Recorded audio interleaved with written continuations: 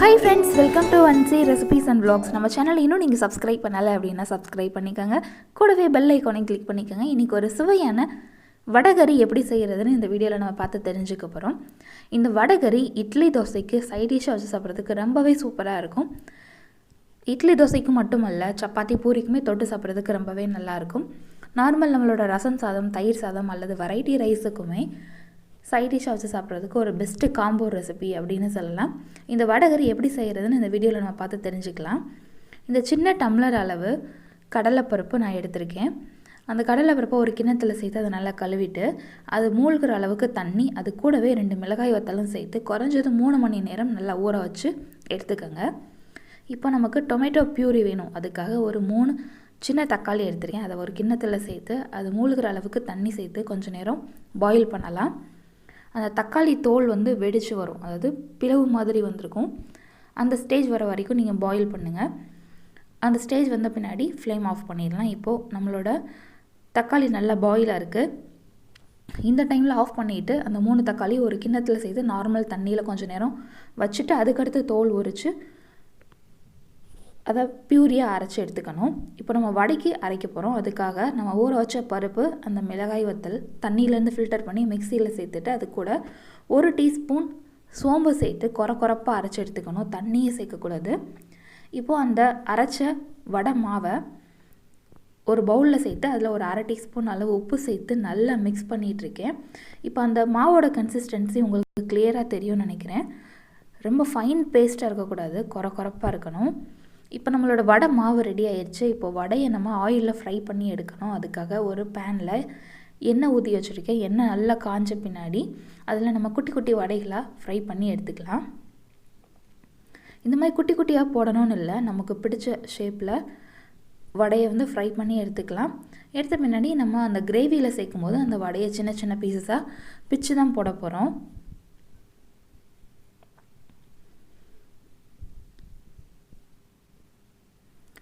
இந்த வடைக்கு உப்பு, சோம்பு இதெல்லாம் சேர்த்து அரைச்சோம் இல்லையா, இது கூட கொஞ்சம் வெங்காயமும் சேர்த்து பிசைஞ்சு இந்த மாதிரி வடையாக போடலாம்.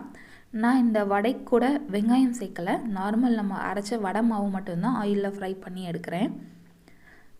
எல்லா சைடும் நல்லா ஒரே மாதிரி ஈவனாக ஃப்ரை ஆகியிருக்கணும். நல்லா சிவக்க ஃப்ரை பண்ணி எடுத்துக்கோங்க. எண்ணெய் நல்லா சூடான பின்னாடி அதில் ஆட் பண்ணுங்கள்.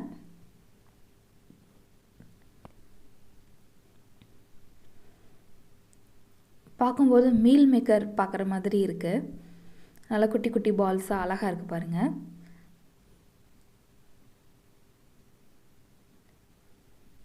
இப்போ நம்மளோட வடை சூப்பராக ஃப்ரை ஆயிடுச்சு. எல்லா சைடும் ஒரே கலரில் நல்லா சிவக்க ஃப்ரை ஆயிடுச்சு. இந்த டைமில் ஆயிலேருந்து நல்லா ஃபில்டர் பண்ணி எடுத்துக்கோங்க. இதை ஒரு பிளேட்டில் எடுத்து வச்சிடலாம். இதே மாதிரி மற்ற வடை மாவையும் வடையாக செஞ்சு ஃப்ரை பண்ணி எடுத்துக்கணும். இப்போ நம்ம வடகறி பண்ணுறதுக்கு ஒரு ஃப்ரை பேன் எடுத்திருக்கேன். நம்மளோட வடை ரெடி ஆயிடுச்சு இல்லையா, கறி ரெடி பண்ணணும். அதுக்காக ஒரு பேன் எடுத்தாச்சு. அந்த பேன் நல்லா ஹீட் ஆன பின்னாடி அதில் தேங்காய் எண்ணெய் சேர்த்துக்கோங்க. இந்த வடகறி பண்ணுறதுக்கு தேங்காய் எண்ணெயில் பண்ணிங்க அப்படின்னா டேஸ்ட் இன்னுமே சூப்பராக இருக்கும். 1 டேபிள் ஸ்பூன் அளவு தேங்காய் எண்ணெய் சேர்த்துருக்கேன். அதுக்கடுத்து 1 இன்ச்சு சைஸ் பட்டை, 3 கிராம்பு, 2 ஏலக்காய், 2 பிரியாணி இலை சேர்த்துருக்கேன். இது கூடவே 3 பச்சை மிளகாயும் சேர்த்துக்கலாம். இப்போ இந்த ஸ்பைசஸ் எல்லாத்தையும் லைட்டாக அந்த எண்ணெயில் ஃப்ரை பண்ணிக்கலாம். ஃப்ரை பண்ண பின்னாடி நம்ம கட் பண்ணி வச்சுருக்கிற ஒரு பெரிய வெங்காயத்தை சேர்த்துக்கலாம். ஒரு பெரிய வெங்காயத்துக்கு 3 சின்ன தக்காளி, அந்த ரேஷியோவில் நான் எடுத்திருக்கேன். இப்போ இந்த வெங்காயத்தை அந்த எண்ணெயில் கொஞ்சம் நேரம் வதக்கிக்கலாம். லைட்டாக வதக்கின பின்னாடி நம்ம இஞ்சி பூண்டு பேஸ்ட் சேர்க்க போகிறோம். ஒரு 2 டீஸ்பூன் அளவு இஞ்சி பூண்டு பேஸ்ட் ஆட் பண்ணியிருக்கேன். இப்போ இந்த இஞ்சி பூண்டோட பச்சை ஸ்மெல் போகிற வரைக்கும் கொஞ்சம் நேரம் வதக்கிக்கலாம்.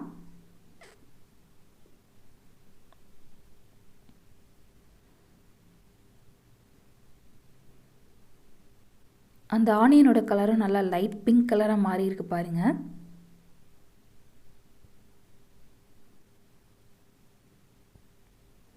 இந்த டைமில் நம்ம அரைச்சி வச்சுருக்கிற அந்த டொமேட்டோ பியூரி அதில் சேர்த்துக்கலாம். 3 தக்காளியை நம்ம அந்த சுடு தண்ணியில் பாயில் பண்ணி தோல் உரித்து எடுத்து அந்த தக்காளியை மிக்சியில் சேர்த்து ஒரு பேஸ்ட்டாக அரைச்சி ஆட் பண்ணியிருக்கேன்.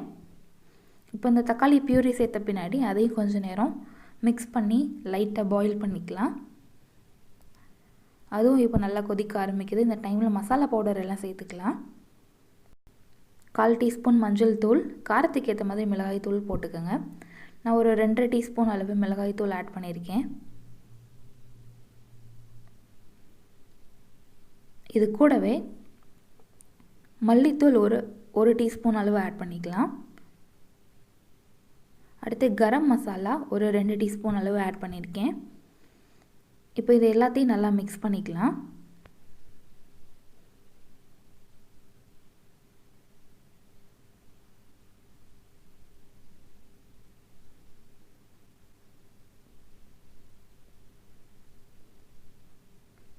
மசாலா, தக்காளி பியூரி எல்லாத்தையும் சேர்த்து நல்லா மிக்ஸ் பண்ணிட்டோம். இந்த டைமில் நம்ம தேங்காய் பால் சேர்த்துக்கலாம்.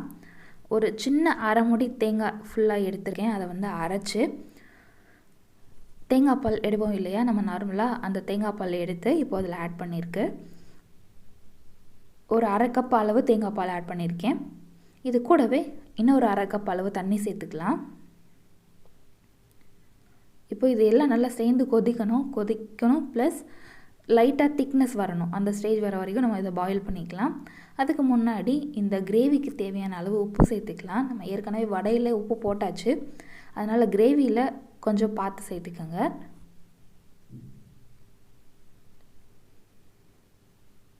இப்போது கிரேவி லைட்டாக பாயில் ஆகிட்டுருக்கு. மேலே லைட்டாக நுர பொங்கி வந்திருக்கு. கொஞ்சம் திக்காகணும். அந்த திக் கன்சிஸ்டன்சி வந்த பின்னாடி நம்ம எடுத்து வச்சுருக்கிற வடையை அதில் சேர்க்கணும். இப்போ பாருங்கள், நம்மளோட குழம்பு சூப்பராக கொதிச்சிட்ருக்கு. தேங்காவை பேஸ்ட்டாக அரைச்சும் சேர்க்கலாம். இந்த மாதிரி தேங்காய் பால் எடுத்தும் சேர்க்கலாம்.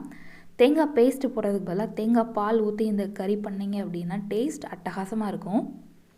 இப்போ நம்ம ஃப்ரை பண்ண அந்த வடையை 2 பீசஸாக கட் பண்ணி போட்டுக்கலாம். வடை சேர்த்த பின்னாடி ஒரு 5 மினிட்ஸ் பாயில் பண்ணிவிட்டு ஃப்ளேம் ஆஃப் பண்ணிடணும். அவ்வளோதான். அந்த வடை அந்த கறியில் ஊறி ஒரு மசாலா மாதிரி மாறிடும் கொஞ்ச நேரத்தில். இப்போ வடை ஃபுல்லாக சேர்த்தாச்சு. எல்லாத்தையும் லைட்டாக மிக்ஸ் பண்ணி ஒரு ஃபியூ மினிட்ஸ் கொதிக்க விட்டுட்டு நம்ம ஃப்ளேம் ஆஃப் பண்ணிடலாம். பாருங்கள், முன்னாடி விட இப்போ நல்லா திக்காக இருக்குது அந்த மசாலா. இந்த டைமில் நம்ம கொஞ்சமாக மல்லி இலைகளை தூவி ஃப்ளேம் ஆஃப் பண்ணிடலாம். நம்மளோட சுவையான வடகறி சூப்பராக ரெடி ஆயிடுச்சுங்க.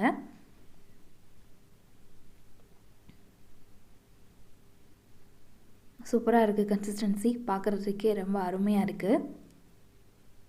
இந்த டைமில் நம்ம ஃப்ளேம் ஆஃப் பண்ணிடலாம். இந்த வடகறி ரெசிபி நீங்களும் ட்ரை பண்ணி பாருங்கள். இந்த வீடியோ பிடிச்சிருந்துச்சு அப்படின்னா அந்த வீடியோக்கு ஒரு லைக் கொடுங்க. எல்லாத்துக்கும் ஷேர் பண்ணுங்கள். நம்ம நெக்ஸ்ட் வீடியோவில் மீட் பண்ணலாம்.